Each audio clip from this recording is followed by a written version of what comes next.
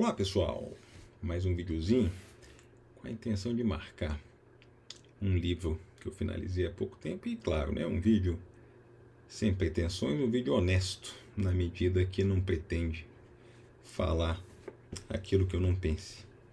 Não tem outro objetivo senão ajudar nas evoluções das minhas ideias e claro, né, às vezes as pessoas que ouvem o que vem também se sentem atraídas pelo tipo de pensamento. Livrozinho finalizado foi relacionado ao Nietzsche, né? Essa é uma ficção do psiquiatra,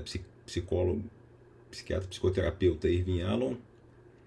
Dedicou-se à psicoterapia, muito sagaz, foi no caminho ali do humanismo. A concepção dele é ateísta, ainda que o próprio termo às vezes machuque, porque não teria por que você denominar alguém ateísta se, né, não tem nada como sendo um marco que seja comprovável de existência de algum Deus. Então, né? Mas o livro, ele então é uma ficção, né, um romance, baseado no encontro entre dois personagens bem importantes aí na história de evolução da medicina e da própria evolução dos processos psicoterapêuticos, né, que foi Breuer, Joseph Breuer, e o próprio Nietzsche. Aí contém passagens ali com cartas reais enviadas, né, entre os que se destacam ali no livro, e também tem a parte inventada para dar o contexto todo, mas muito legal, porque a gente de fato tende a imaginar que os personagens eram daquele jeito, né? Quando a gente às vezes lê ou vê ou ouve alguma coisa de um pensador antigo, a gente tende a pensar de um jeito que não é o real, né? As pessoas eram pessoas como somos nós hoje, né? Com um tempo determinado, que eu falo definido, e que agiam com todas as confusões das próprias vidas, né? Envolvendo relacionamentos e profissão. Então é legal ver essa abordagem, não apenas o que depois de um tempo fica coado, parecendo que o indivíduo foi só aquilo, né? Fez só determinada descoberta, mas muito bem. O Nietzsche, ele tem, né, muitas vezes é tido como se fosse um filósofo do pessimismo e tudo, e de fato também não vejo assim. Tem claro quem não veja, mas não é. Ele tinha um realismo e ele dizia que seria entendido postumamente, né? Então, depois de morto, que as pessoas entenderiam melhor aquilo que ele quis dizer. E, de fato, parece que foi assim mesmo, né? Morreu em 1900, então veja, não é tanto tempo assim.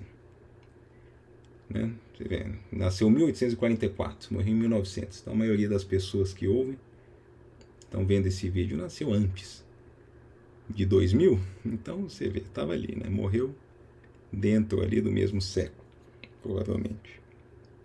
Mas então, ele atacou moral e religião, que ele considera entraves, né, para evolução, né? E eu também já vou há muito tempo nesse caminho. O humanismo é algo que você tende a pensar que funciona bem, né, que é o ser humano com as ideias dele, com as evoluções dele, com os recursos que ele tem, sem deslocar para fora de si as possibilidades, né? Quando você pensa no imaterial, no mágico, no milagre, você acaba abrindo mão das possibilidades de fazer aquela tentativa, que claro, a gente não controla grande parte das nossas vidas, mas ao mesmo tempo que algumas pessoas se acalmam ou preferem se acalmar com uma possibilidade de uma realidade fantasiosa escrita para você, e que de certa forma traz uma tranquilidade e um conforto, ao mesmo tempo isso acaba tirando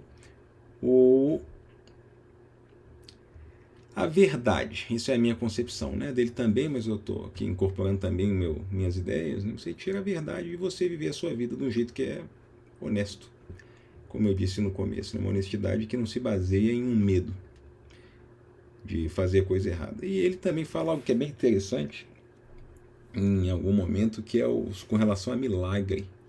Na verdade, estou confundindo com Spinoza, né? Spinoza que falava que não faria sentido, né, um Deus que seria esse que muitas pessoas têm antropomorfizado, preocupado com a sua vida, e ele baseia isso no milagre, né? Porque se ele fez o sistema que funciona tão bem, o milagre seria uma tentativa de correção do sistema. Olha aí, ele pegou esse ponto que eu achei curioso. Para que um milagre? Né? Para que o sobrenatural, se o sistema já é bem engendrado, a vida como funciona? Então isso seria uma correção que não faz sentido, vindo de alguma inteligência que seria perfeita e teria arquitetado tudo de forma... Mas isso é do Spinoza. Mas então Nietzsche fazia fez essa crítica acerba aí à religião, todas, né? Não escapa nenhuma religião, e eu sou bastante satisfeito com o pensamento dele. Vou emendar aqui com tempo e fases da vida, que é um outro tópico que eu penso bastante. Nietzsche tinha a história do tempo, né, de não ser entendido no seu tempo, mas o tempo que eu vou falar é relacionado a fases de vida, que a gente muitas vezes não percebe que a gente é feito em fases. Provavelmente eu já falei isso em algum vídeo prévio aí.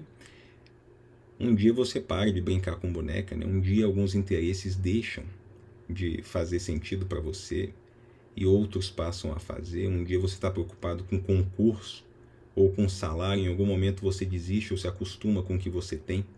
E isso não necessariamente determina a sua felicidade. Pelo contrário, né? A felicidade muitas vezes não está ligada a isso. Felicidade não está num carro mais caro, dura pouco tempo aquilo para a maioria absoluta das pessoas, né? Bens materiais, né? Não é por aí. As pessoas tendem a gostar de relações humanas, só que muitas não percebem isso porque vão aí na toada vendida pelo marketing de que ter significa alcançar satisfação, e não é assim. Então, isso dos tempos é algo que eu penso que é interessante, né? A vivência das fases da vida. E só vou, para não estender mais o vídeo aí, fazer só mais uma divagação sobre tempo. Essa é mais complexa de falar, né? Porque principalmente com o uso de drogas, você consegue perceber que o tempo pode não faz essa associação. Ele funciona de uma maneira diferente quando você suspende o tempo. Não precisa só usar drogas, você pode... E drogas, não falo só das ilícitas, né? Com drogas lícitas você percebe isso, quando toma um diazepínico, clonazepam, diazepam, e você dorme um tempo todo, ou ainda um muscular, imiozan, aí, um relaxante muscular que faz com que você rode muito tempo dormindo do dia e depois fique, olha, mas que horas são? O que eu dormi muito, essas percepções, né? Que às vezes nem com droga, você só deita ali numa hora de tarde, pensa que já está no outro dia de manhã, quando ainda está na noite do mesmo dia. A vida só faz sentido, a nossa percepção só faz sentido quando a gente tem essa linearidade da passagem de tempo. Só que é engraçado quando você tem alguns episódios que suspendem justamente isso, e você vê que isso é um aspecto que não necessariamente... É complexo isso que eu vou dizer, porque eu também não tenho as palavras adequadas aí, porque eu só acho engraçado mesmo. Quando você suspende o tempo, as coisas passam a não fazer sentido para um outro lado, mas ao mesmo tempo isso abre uma possibilidade de percepção para outras questões, outras variáveis que podem acabar dando aí alguma luz para o indivíduo com relação à própria existência. Claro, né? É tema que expande, é tema que envolve também essa última parte aí, opinião pessoal. Tudo aí que eu falei também tem suas facetas de opinião pessoal e serve para pensar, né? Então, assuntos existenciais, assuntos aí do que importa fazer na vida, do que é o objetivo da sua vida, do objetivo que você deu para a vida, para a sua, ou no momento você estando sem objetivo, que não é incomum você ter crises, né? Como crise dos 40 anos, ou como crise de qualquer coisa, o que eu estou fazendo, né, da minha vida, qual o momento de mudar. Então tudo isso acaba que pode ter relação com esses aspectos falados. O livro muito legal, o nome do livro Quando Nietzsche Chorou, Nietzsche muito legal. E continue bem.